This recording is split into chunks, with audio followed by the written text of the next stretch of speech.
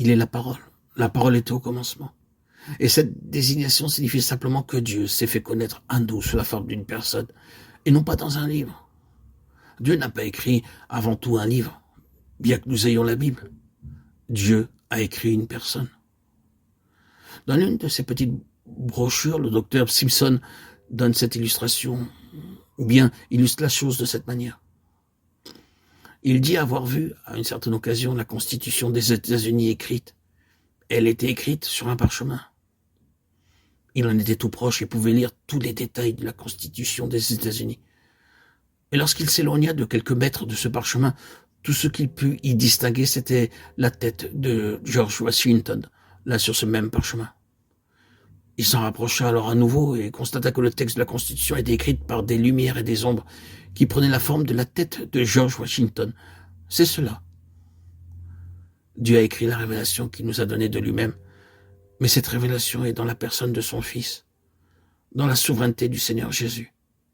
Et nous ne pouvons avoir la constitution des cieux que dans la personne et la constitution des églises et la personne qui s'est manifestée sous la forme du Fils de Dieu. Vous et moi, frères et sœurs en Christ, n'aurons pas des choses, que ce soit doctrine ou enseignement ou autre chose, qui puissent nous aider. Nous aurons le Fils, et en lui, il y a la lumière et la vie. Ce n'est là qu'une assertion, une affirmation des choses. J'ai la confiance que nous saisirons du fait établi et que nous irons au Seigneur à cet égard. Ne demandons pas la lumière comme une chose, demandons une connaissance plus pleine du Seigneur Jésus. C'est le chemin, car c'est la seule manière vivante de le connaître. Et sauvons-nous que Dieu garde toujours lié à des situations pratiques la connaissance de lui-même qu'il nous a donnée en Christ. Cela est vrai des deux côtés. Il nous faut être dans une situation.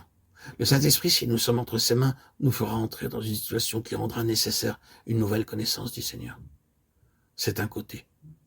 D'autre part, lorsque nous nous trouvons dans une situation très dure et très difficile, nous sommes dans la position nécessaire pour demander une révélation du Seigneur.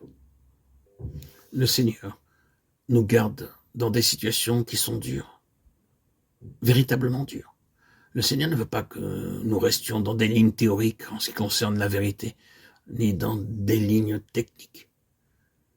Évitons la technique comme une chose en soi et reconnaissons bien que le Nouveau Testament contienne une technique. Nous ne pouvons pas simplement en extraire la technique sans l'appliquer. Il nous faut entrer dans des situations pareilles à celles du Nouveau Testament pour avoir une révélation du Christ qui réponde à cette situation. C'est pourquoi la voix du Saint-Esprit à notre égard consistera à nous conduire dans des conditions et des situations et des besoins vivants et actuels dans lesquels seule une connaissance nouvelle du Seigneur Jésus pourra être notre délivrance, notre salut, notre vie.